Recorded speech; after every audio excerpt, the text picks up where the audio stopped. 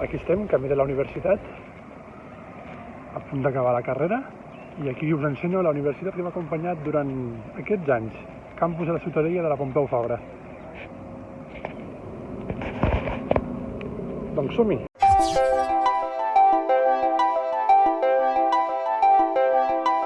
Vinga, som-hi, que ha començat. No t'has fet papelot, ¿Repartim els regals o què? Sí, home, ara mateix. Sí, jo ara mateix. Vinga. Som una família happy. Dia de Jo he Reis. Bé, començat. el Pau Ros ara mateix és un jove de Lleida. Jo sempre ara acostumo a dir que soc un lleidatà abarcelonitzat, perquè porto bastants anys aquí a Barcelona. En principi no tenia clar si estudiar a Barcelona, però va arribar un punt en què vaig dir vull donar un canvi a la meva vida, vull anar a Barcelona, m'ha anat molt bé venir aquí, a nivell personal, a nivell social, se me n'han anat moltes pors que tenia a sobre, o sigui, realment el fet de donar aquest salt, aquesta pseudoindependència, doncs la veritat és que m'ha anat molt bé a nivell interior. Aquí corrent, una estoneta de bon matí. La meva intenció era fer batxillerat científic, en biologia i potser química.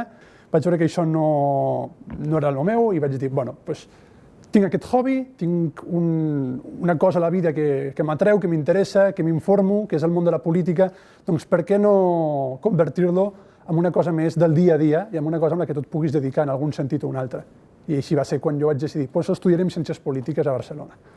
Quan jo era petit, la política per mi era com una cosa peculiar perquè era un hobby. O sigui, a mi m'encantava escoltar les notícies de política i, per exemple, durant les nits electorals dels anys 2004 o 2007, jo recordo estar davant de la televisió mirant el recompte d'escons, com es distribuïen els escons en tot el territori, ja sigui català o espanyol, no? M'ha interessat sempre, però ho veia com una cosa per desconnectar, no? És a dir, jo no tenia cap intenció de dedicar-m'hi.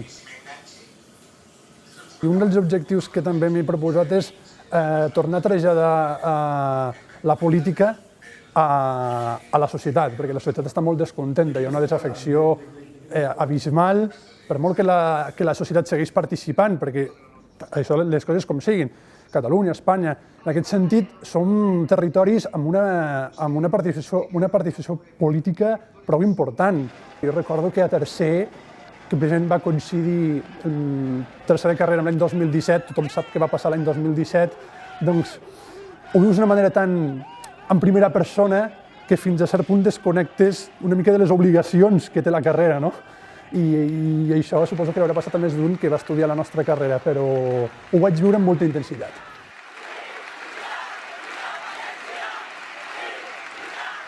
Tinc una discapacitat visual, però en aquest sentit he de dir que em considero una persona afortunada perquè no he tingut els problemes que la gent pot arribar a intuir que una persona amb una discapacitat pot tenir, no? No he tingut mai problemes que algú hagi fet alguna cosa greu i que hagi perdurat en el temps, no. Un any de la meva vida que tinc marcat al calendari, que va ser a sisè de primària. Jo a sisè de primària em van operar 6 vegades de l'ull esquerre. Va ser un curs personalment complicat, primer per mi mateix i segon pels meus pares, perquè ho van viure en primera persona, no? Em van acompanyar i em van patir tots plegats, perquè era una situació delicada i això també va repercutir a l'escola, en el sentit de que hi havia una certa intranquil·litat de com jo podia afrontar un curs havent d'estar a casa, perquè recordo aquell curs no trepitjar pràcticament l'escola en cap moment.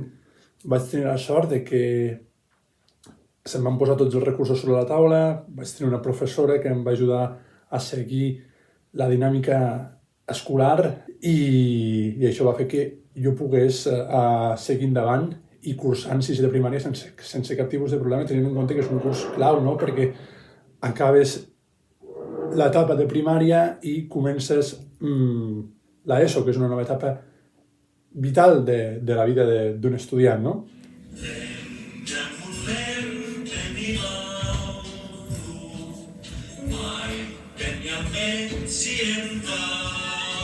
Una cosa que jo agraeixo molt durant la setmana és trobar-me amb els meus amics.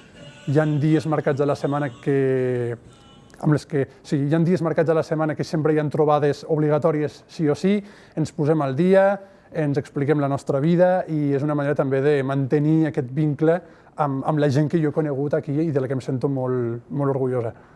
Jo em veig, i tant de bo sigui així, em veig treballant en el món de la comunicació política, ja sigui fent de comunicador o assessorar a algú, perquè penso que la política està al servei de la gent i això s'ha de mantenir.